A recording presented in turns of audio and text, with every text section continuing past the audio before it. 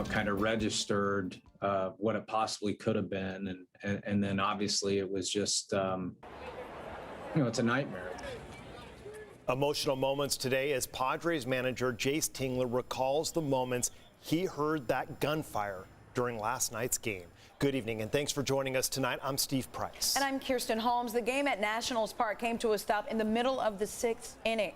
The shots came from outside the stadium, but at the time, no one inside knew that, and that led to panic. In total, 3 people were shot. 1 was a bystander. News 8's Steve Fiorina joins us now with what Tingler had to say about the quick action of his players to help others, fans in the stands, during all that chaos. Steve?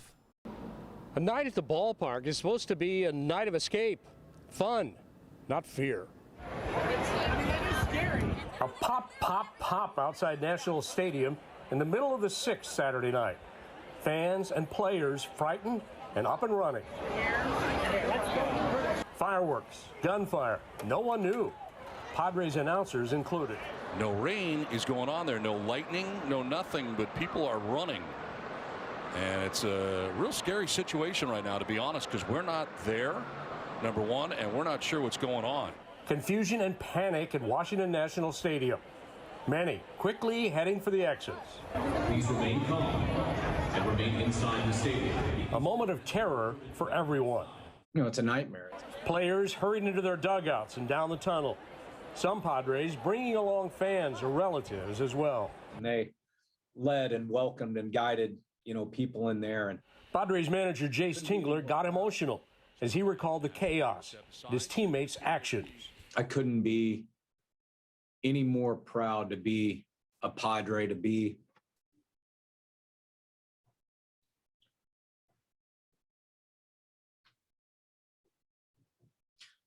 with the men in there. And obviously they're going out, they're thinking of their loved ones. This young woman was in tears, while several behind her were having an animated discussion. Armed police and security soon took over. About 8 minutes after the initial uproar, the PA announcer advised that people could calmly leave the stadium via the outfield exits. D.C. police had the crime scene outside taped off. It was a drive-by shooting that left 3 people wounded. The car with gunmen gone from the area. A sleepless night, no doubt, for most at the game. Manager Tingler talking the morning after about his men being more than just baseball players. Caring human beings, doing the right thing.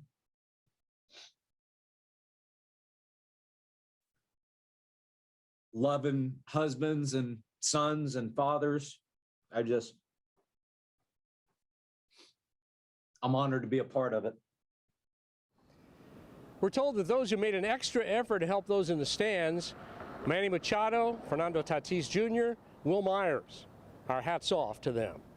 Steve Fiorina, News 8.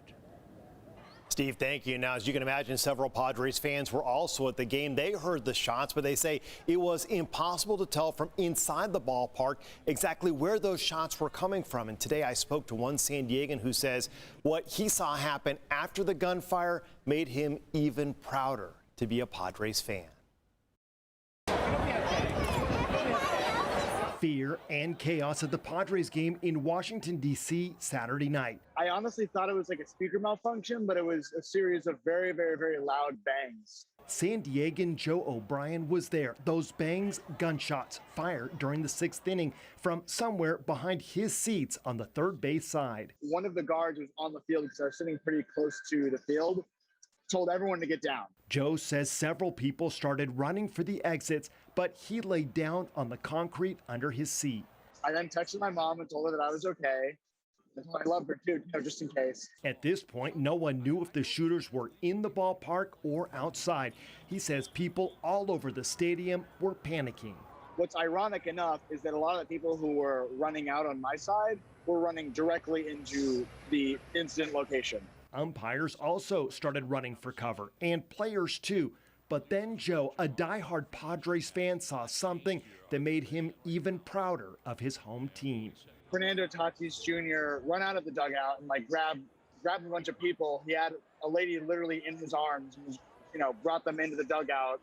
So a bunch of fans, whoever, got in the Padres dugout. You can't tell from our Zoom chat, but Joe is wearing a Manny Machado jersey. Manny also ran into the stands to make sure fans were safe. I had already thought really highly of those two, but it really shows in times of crisis, like, what they're made of. It took a while to sort things out, but police discovered that the shooting actually took place between two cars right outside the ballpark. Two people in one of those cars were shot along with an innocent bystander. Her injuries are not considered life-threatening. And Joe, well, he's back at the ballpark Sunday to cheer his Padres on. I'm a San Diegan, and I got tickets for all three games, and it's worth it. The Padres are that good and that exciting to watch. By the way, a little disclosure, Joe went to school with my daughter. So, I mean, I've known him for years, and to hear him say that one of the first things he did was text his mom does not surprise me at all. A good kid. And I tell you what, the Padres really made the nation proud with what they did. By the way, that Padres national game suspended after the shooting. The two teams finished the game this morning before their regularly scheduled game. And John's going to have highlights of all of that coming up later in sports.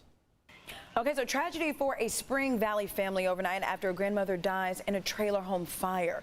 It was reported just after 9:45 last night in the Sweetwater Lodge on Hamaka Boulevard. The woman's grandson was able to escape unharmed, and firefighters arrived to find the trailer fully engulfed in flames. They were able to quickly put out that fire, but the woman's body was found inside. Investigators are working to find out how that fire started. And today in San Ysidro, we are remembering the victims of the McDonald's massacre that happened 37 years ago. Back on July 18, 1984, a gunman murdered 21 people and hurt 19 others in what was then America's deadliest mass shooting.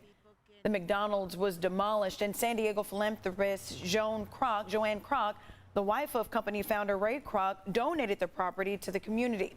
It's now home to a permanent memorial, the Southwestern College Higher Education Center. Gloria Salas was part of the effort to remake the property into something more positive.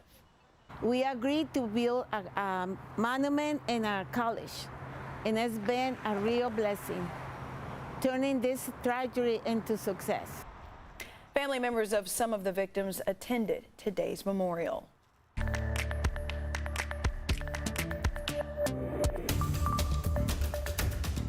A huge show of support today at Waterfront Park for the people of Cuba. Last week, demonstrations broke out all across that country as Cubans continue to protest against the lack of food, medicine, and vaccines.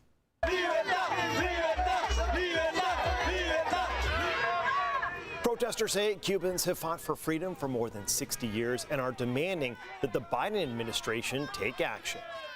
All right, so we're going to switch to weather now. It was a wet morning in parts of the county, and some people even woke up to thunderstorms overnight. But what is in store for the beginning of the work week? Let's go ahead and check in with meteorologist Sean Stiles. He joins us now with the first look at your microclimate forecast. Sean, I'm lying in bed. Boom, I'm like, what is going on out there? Yeah, we've got some great images we'll show you in the main weather, but you mentioned rainfall totals. It was kind of a hit or miss, mainly North County. I had just enough light precipitation on my car to make it a mess. I'm going to wait a couple more days.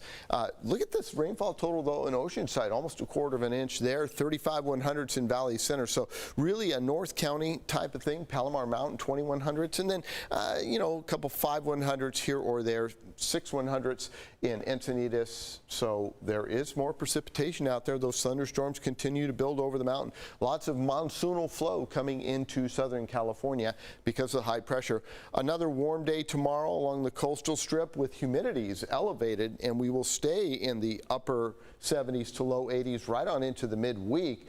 More thunderstorms possible by Friday. 91, 90, 90, and the clouds increase over the inland microclimate, so some of those locations might start to see some pretty good amounts of precipitation towards the end of the week.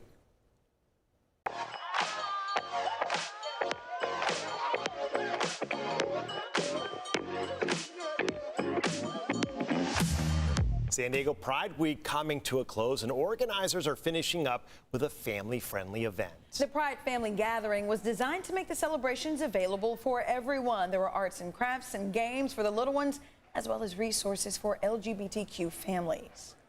I think so often we're forced to categorize ourselves into particular spaces, like we're either a family or we're LGBTQ, and so it's nice to get to have that interaction and to get to see those families today. Organizers say more than 100,000 people attended various Pride events this week.